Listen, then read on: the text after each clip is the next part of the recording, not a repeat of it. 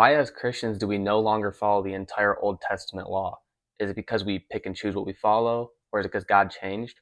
Well, the answer to both of those is no. To begin to understand this, we have to first grasp that there is three types of Old Testament law. First, there were ceremonial laws, which was meant to help the Israelites who just left Egypt separate themselves from pagan tribes around them. Now, God gave them these laws because the Israelites just left Egypt, so they really had no national identity. The second type of laws were civil laws, and these were given to the Israelites because, again, they really had no national identity, and their really only authority was God. So when it came to things like property and court within the Israelites, God gave them boundaries to establish how they look at things like that. Now, we don't follow the ceremonial and civil laws today because, simply put, the ancient Israelite law would just not be able to function in legal systems across the world. The last type of law is the moral law, and that is the law that we still follow today as believers in Christ. We follow these today because this is a reflection of God's eternal character, and as we know, that never changes. These were laws that were given intended for the people to give themselves structure and something to ground themselves in God's holiness. But most importantly, these laws were made as a reflection to the people to show them that they'll mess up and they will never perfectly follow these laws. Which then that points us back to Jesus, who came down as the ultimate sacrifice and fulfilled the laws for us. And that is why our moral code, like ethics, justice, and murder, stay the same today,